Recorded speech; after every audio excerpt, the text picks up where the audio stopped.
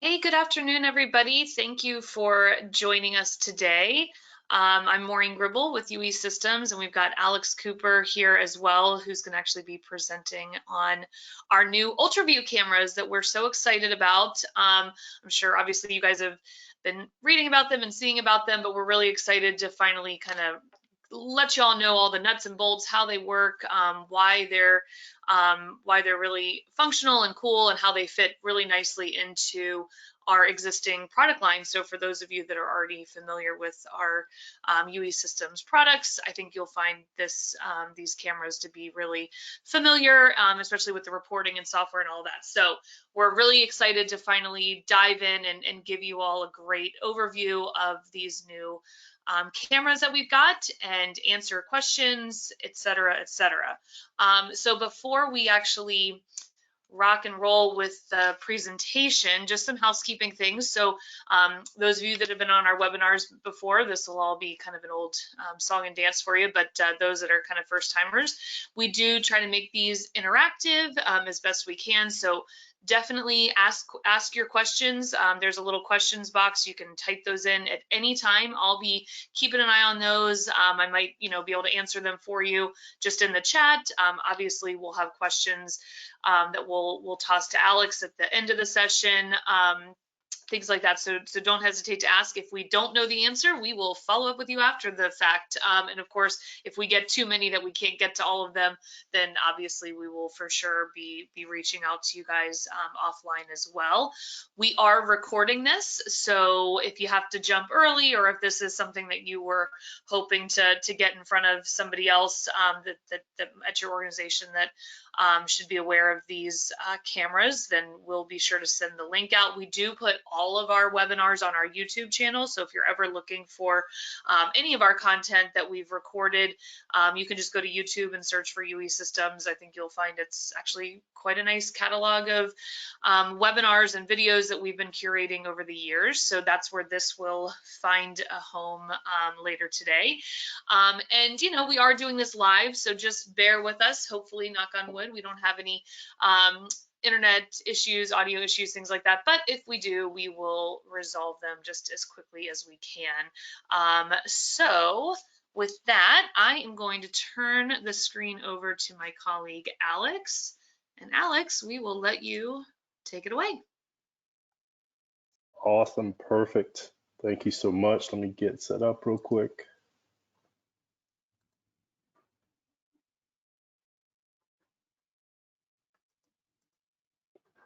All right, you guys should be able to see that now. Thank you so much, Maureen. Welcome, everyone. Thanks for being here. I am extremely excited. Once again, my name is Alex Cooper, and I'll be going over the UltraView. Like Maureen said, it's our new cool product, and there's a lot of cool functions and features that it has, and I'll be going over it today, and we'll be taking some questions at the end. So let's get started.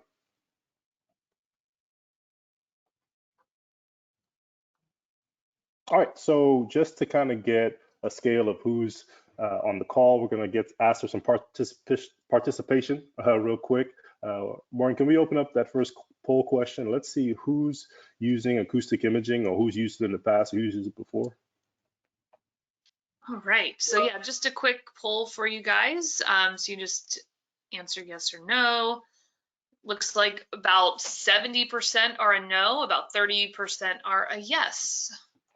Okay, so all right. Awesome, thank you guys. All right, so pretty new for most people, but we'll get into it. Let's jump into leak detection. So this is going to be one of the two applications we cover today. Now, when it comes to leak detection, why do air leaks matter? Now, I do a lot of traveling. I go to a lot of facilities, and the first thing that everyone usually tells me is, hey, we have leaks here. We know we got them. We've always had them, right? But I think that it's always important to kind of associate some numbers with those leaks so we can see the grand scale of them. So it's estimated that about 30% of manufacturing facilities use electricity for their compressed air, and 1/3 of that compressed air is wasted, right? And it's just wasted in normal ways by leaks, misuse, pressure drops. And can you imagine if you wasted 1/3 of anything, right?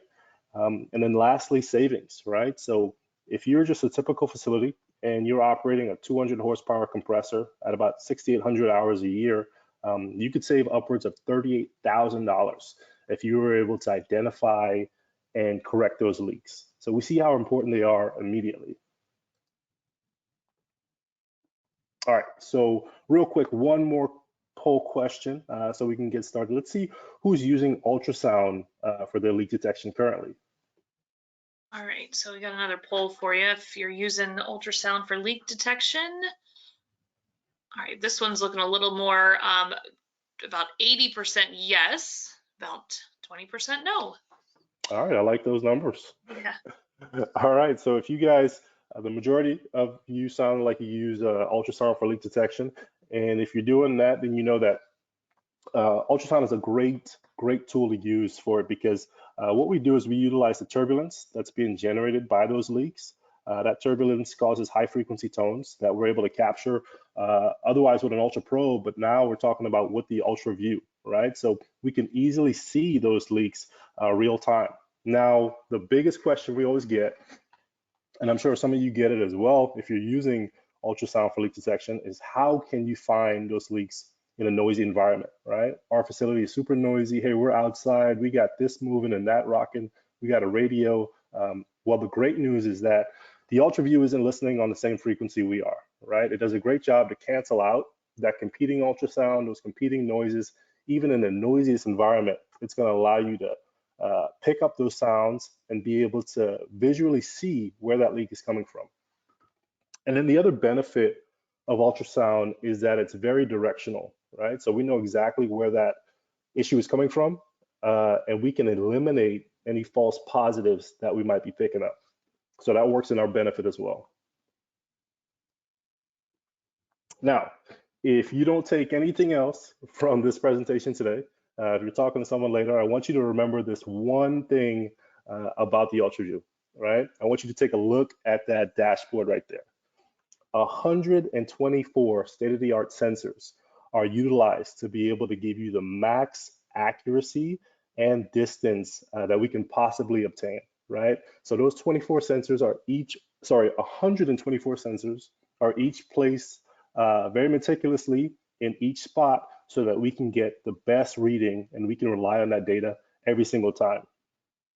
And it's going to be able to pick up the smallest of leaks. So up to 0.016 liter per minute. That's about half a CFM if you're using CFMs, but very, very small and at a very, very large distance.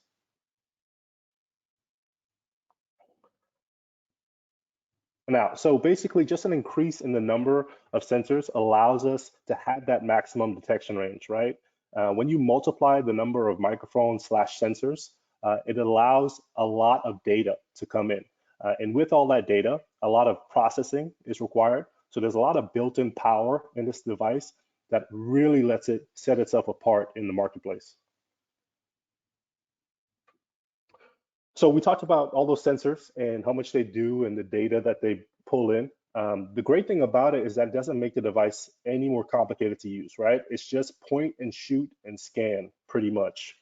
Excuse me. So it's going to be faster, it's going to be more sensitive, and it's going to scan a wider area, right? So it's going to be pinpointing those small leaks at a greater distance. It's going to scan large areas quickly.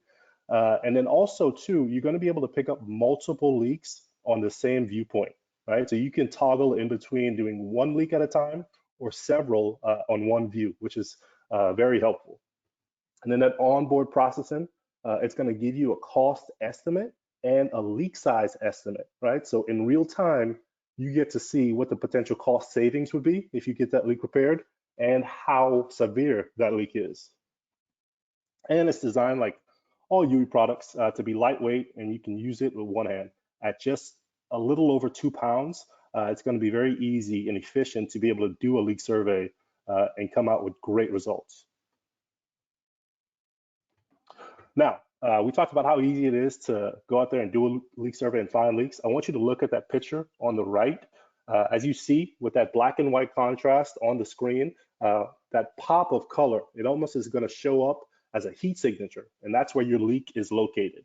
So no guessing, that's exactly where the turbulence is being picked up from that camera. So we know, hey, we got the leak right there. The next step is how do we fix it, right? How do we tag it? And we can do this from as far away as over 300 feet. Imagine how much more you can do with having that much distance. All right, so as well as being very good at detecting those leaks, we also have some on-camera analytics that's able to give you the data behind it. So it's going to be able to recognize the sound that's being emitted. It's going to be able to pinpoint those small leaks, like I said, and show them very clearly, like it did on that previous picture. And then it's going to give you that estimate of that leak size and the cost.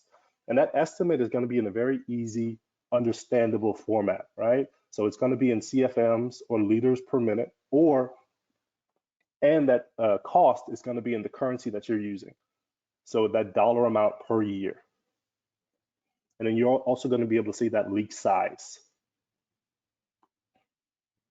Now, there's some very, very smart AI that's built into this device and built in to the UltraView cloud. One of the really special features is that auto distance feature, right? It automatically is going to detect the distance between you and any given leak, right? So where that camera is versus where that leak is, it's going to automatically detect where it is. Now, secondly, we also have an automatic filter feature. That's going to filter out those disturbing noises. And this is a really cool function. And we'll go into those different filters right now. So you have three different options, right? And each one of these serve a different purpose. So the first one, that SLM filter, that's going to be very good for blocking out competing noises, but it's going to be great for small leaks at a good distance. Next, you have your ultra filter, and that's going to be great for blocking out those loud noises, but when you're at a shorter distance trying to locate some leaks. So maybe you have an area where you suspect some leaks are, and you can be closer to that area, you can select that ultra filter, and you're going to be able to find those leaks even better. And then lastly, you got the high filter, and that's going to be able to filter out those loud noises, but it's going to give you that great detection distance, right? You can be further away and still feel confident that you're going to be able to find those leaks. And here's some photos, just some representations of what those leaks would look like on that UltraView. So that first one to the left is a refrigerant leak. Right in the middle, you got a shutoff valve leak. And then lastly, you got that pipe joint leak. And as you can see, they're all very clear, very easy identifiable, and from a good distance as well. Now, the great thing too is that you can save all this data, all these leaks that you found, and you can create reports and share them amongst your team and amongst your staff, and you send this all to your UltraView cloud. And the way that works is that this device can be connected to the internet via Wi-Fi, or if you have a phone with you, you can set up a hotspot, and it's going to be able to generate these really detailed reports so that you can take next steps. So if you look to the right, that's an example of a report right there. So obviously you're going to have a photo of where that leak is located. Then you'll have a sound file as well. And then at the bottom, you can see that you have your estimated leak size and your annual cost per year. So a bunch of vital data in there that's all being generated once you send that information to the cloud.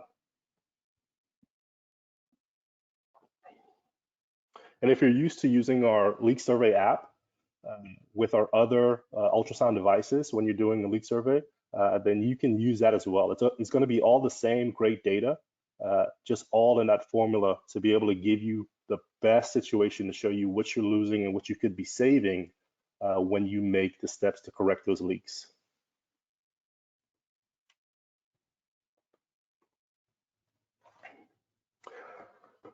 Now, why use the UltraView for leak detection, right? We talked about all these features that it has, but the biggest thing you want to take away from it is the ease, right?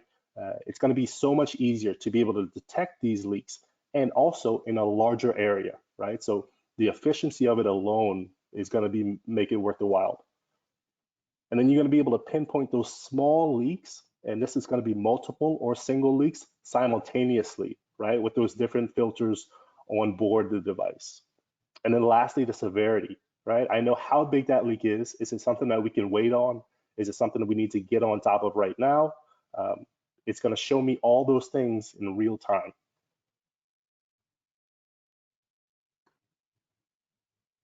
All right, now let's jump to the electrical version.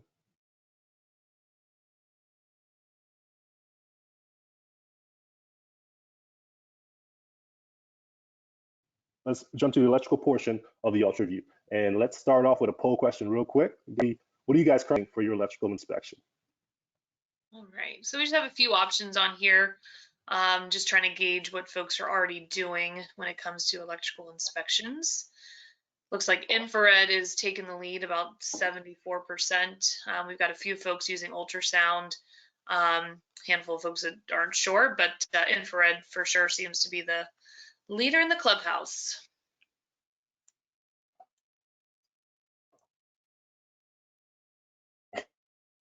What was that? I think I lost you for a second. Which one is the leader? The leader was infrared. A huge majority of folks are using infrared. Gotcha. All right. Awesome. Yeah. Awesome. Thank you. Thank you. All right. Thank you guys for that participation. All right. Let's jump into the electrical portion for partial discharge detection. Now, you know me, I like to start off with some numbers, right? So why is electrical a big deal, right? So starting off, number one, it's estimated that industries can lose as much as $6.45 million per downtime due to an electrical fault, right? Huge numbers. And then secondly, which is the most important point, is safety. I've done my fair share of trainings. I've been out into the field, been to a bunch of different places. I know very well that electricity can be very unpredictable. It can get really bad really fast, right? So in 2020 alone, there are 126 fatal electrical injuries, right? So we try to do as much as we can to mitigate situations like that whenever we can. And then lastly, efficiency, right? So it's going to require a good amount of time when you're doing these electrical testings, and the UltraView is going to allow you to do a little bit more, a little bit faster, right? And then when it comes to infrared, there's things that infrared just can't detect because it has to wait on that heat being generated. So issues such as corona, infrared wouldn't be a good tool to use. Now, why use ultrasound when it comes to electrical testing? Well, just like with air leaks, we are picking up the turbulence that's being generated by that partial discharge, right? So we were able to pick that up, and now with the camera, we're able to visually see that. And then when it comes to something like corona, we can find excuse me, we can find what infrared cannot pick up because we don't need it to be generating heat for us to be able to display it on the camera. And then lastly, just like with air leaks, it's going to be very directional. So we know exactly where it's coming from. And then most important, we could eliminate any false positives that we might pick up. All right, so there are going to be instances where the UltraView is going to be the best tool, but there are going to be some times when the UltraView wouldn't be recommended in certain applications. So for number one, it'll be extremely well suited for early stage detection in air insulated substations and power lines. It's going to be great for situations like that. It's going to be very well suited for detecting leaks in high voltage equipment. So it's going to be great for that. But where we would advise maybe using another tool would not be for partial discharge in enclosed switch gears and gas insulated switch gears, right? So we'll probably use another tool, maybe an UltraProbe. But for the first two, that UltraView is going to be a great tool to use because you're going to be able to see it real time. Now, just one more time, I really want to hit on those sensors, right? The increased numbers of those sensors gives us that maximum detection range, but it also gives us a bunch of data to be able to process what's going on. And that's going to be really important when it comes to our PRPD, and I'll explain exactly what that is in a second. But we're gathering so much data with all those sensors. It's just not about finding where the issue is. Now we go into analyzing it. Now, like I said, extremely easy to use. When I'm out there, I'm just going to scan the area of where we may have a potential issue, but it's going to automatically recognize the sounds that are being emitted, right? And this is where it comes in to distinguish between tracking, arcing, corona, it's going to be able to distinguish what telltale signs each one of those has and figure out which one, which anomaly it possibly is, right? And you're going to be able to show that on your screen. Now, here's a good picture of what it looks like when we're scanning some electrical components. So in this situation right here, we are using that PRPD, which is going to be pattern recognition for partial discharge. So there's certain patterns and certain signatures that these different electrical elements give off, and that's how we can discern or decipher which one it is. Now here's some examples. So we have our surface or internal discharge on the left. We got negative corona right there in the middle. And then lastly, we got positive and negative corona. Now, finding those issues and seeing them on the screen, that's the first step, right? Here's where the UltraView really separates itself. Now, we have suggestive severity and suggest corrective actions that we can look to now. Now, and this is all generated when I send that information up to the UltraView cloud. Now, let's look at this report really quickly and let's see how detailed it is. Once again, I have my picture, I have my sound file. I see all the data that I captured while I was out into the field, but now the cloud is going to give me the severity description and recommendations on what to do next. So if we just take a second and read this description on the right, it says it's a very high situation, and this is classified as a surface or internal discharge. The discharge appears to be strong and might rapidly escalate to complete insulation breakdown. So that's extremely valuable, right? So I know, number one, this is something that's serious and it's something that's moving pretty quickly, right? And then I have recommendations generated for me as well. My next step should be to move quickly. I need to do a visual inspection. Now with these electrical components, we could have all type of contamination. We could have bird droppings. We could have all these things that might cause issue for us. But we wouldn't know that with something that's set up 30 or 40 feet in the air, right? So we have something like an UltraView to be able to pick these things up, and we have data and we have all these predictive technologies to be able to pick up what's going on and show me what the next step should be. Now, if you are familiar with using uesystems products when it comes to electrical inspection, then you'll be familiar with our spectralizer. And so you'll still be able to use that with this tool. You'll be able to go in and see that fast Fourier transfer, that FFT. You'll be able to put those sound waves on that time wave form and be able to analyze further and confirm your findings. So they all work in conjunction.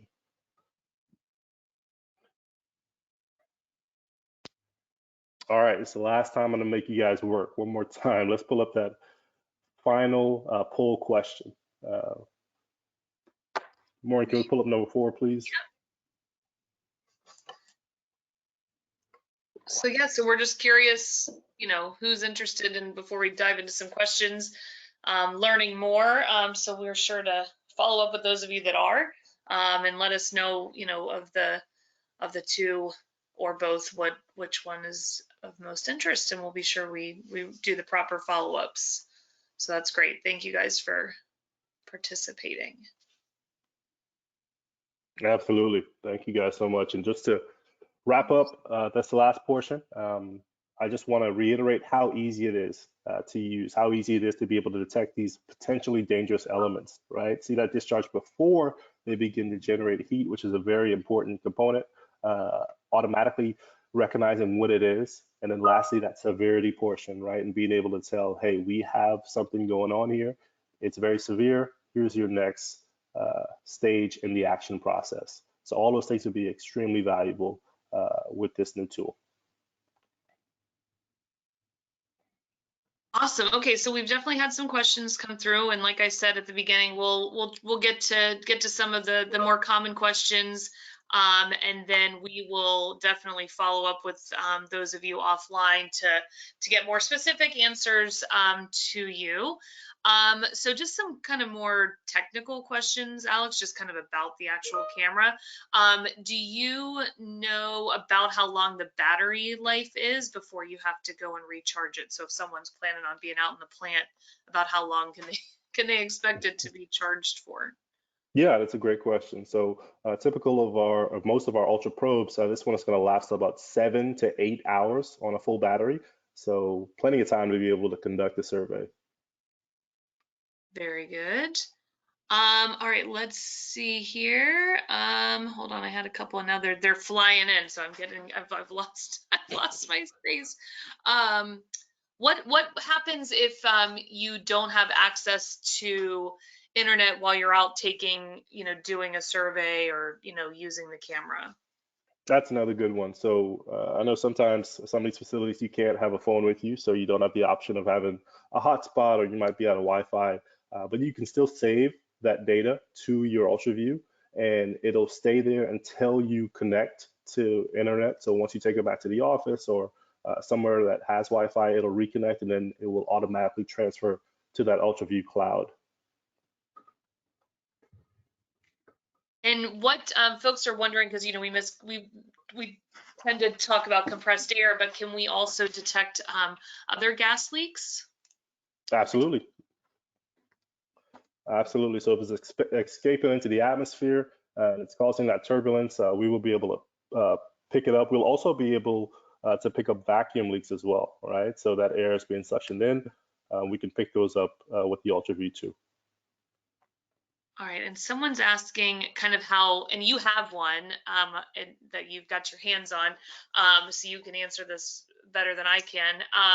What, kind of in terms of how heavy it is, the bulk of it, how would you kind of describe sort of like the ease of use and kind of how it is to be walking around with that thing, especially since it sounds like some folks are familiar with some of the other cameras that are out that maybe aren't as easy.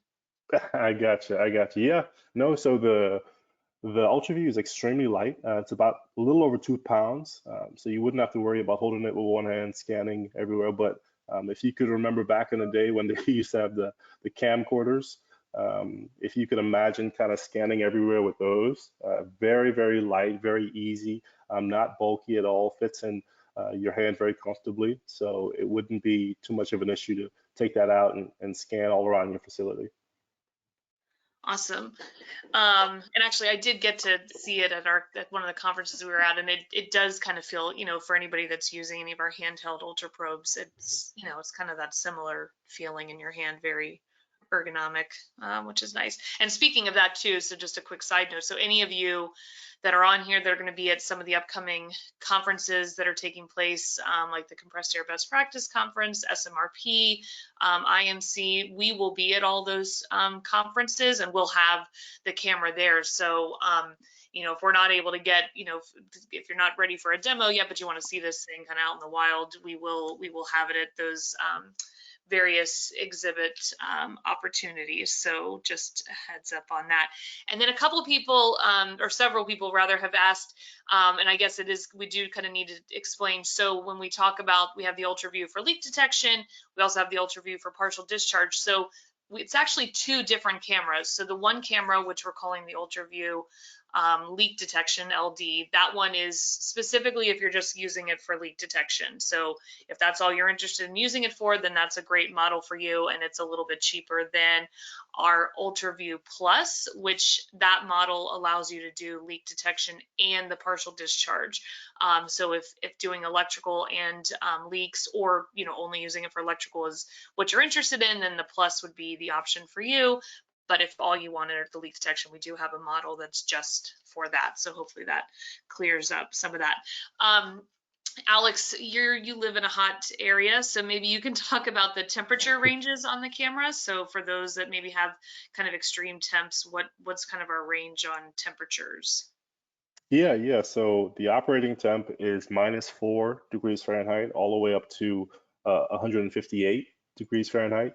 So you can get pretty hot in the operating kind of situation. But yeah, I know it's kind of warm out in Houston, but it doesn't get too hot. It doesn't get that hot. Okay. All right. Hold on one second, because they've lost my spot again. Let's see. And how is there a way to transfer data directly from the camera if you're like how would you do that aside from having internet? Yeah, that's a great question. So there is a USB port at the top of the camera. It has a little cover over it, but you can transfer data manually like that. There's kind of four vents to take heat away from the camera surrounding it, and at the very top, there's just a little USB port, so you can take the information directly from it right there. Cool. And someone's asking kind of a quick, all right, well, how does this, if I've already got a UP 15,000, what's kind of our difference here between this camera and a 15,000, and why, what would be the reason for having one of these cameras? Or if I have one of these cameras, what would be a reason for also needing an Ultra Pro 15,000 or one of our 10,000? I've got a few folks kind of questioning about kind of uh, the two different product lines. Yeah, I think that's a great question and a very reasonable one too. But I think it's important to note that the UltraView doesn't really take the place of an Ultra Probe. What it does is it just makes it a visual representation, right? So with that Ultra Probe, I'm able to go out there and kind of play a game of Marco Polo to find that leak or find that source of where that sound is coming from. The UltraView just makes it a lot easier so I can pinpoint where it is, right? So I immediately take less time when I'm out on my survey, and I take away a bit of the guessing work. And that onboard analytics to be able to generate that report immediately, that's key as well. It just gives you another step. I always equate it to, having a power drill. It doesn't really get rid of a screwdriver, right? So the two still have their functionality, but that UltraView just makes it a lot easier because you have that screen. It's going to be a visual representation. Okay, awesome. And hold on a second, sorry. Several folks have asked about whether the camera is intrinsically safe. So there's no rating on the camera as of yet, so it's not intrinsically safe currently. Okay. All right. So that knocks that one out. And maybe there's a few folks kind of asking, well, hold on, like, so wait, does this work with Spectralizer? That's what we're used to. Does this work with the Leak Survey Sidekick app? So maybe kind of, I know you went over it, but kind of talk a little bit more about the reporting and the software and kind of how that all ties in with our, software and apps that folks might already be familiar with and how that would relate.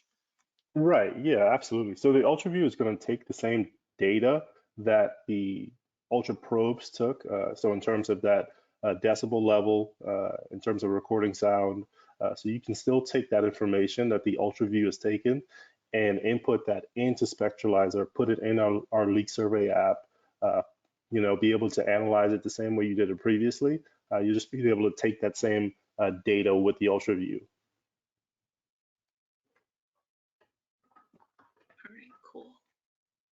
And someone just wanted you to mention the temperature ranges one more time.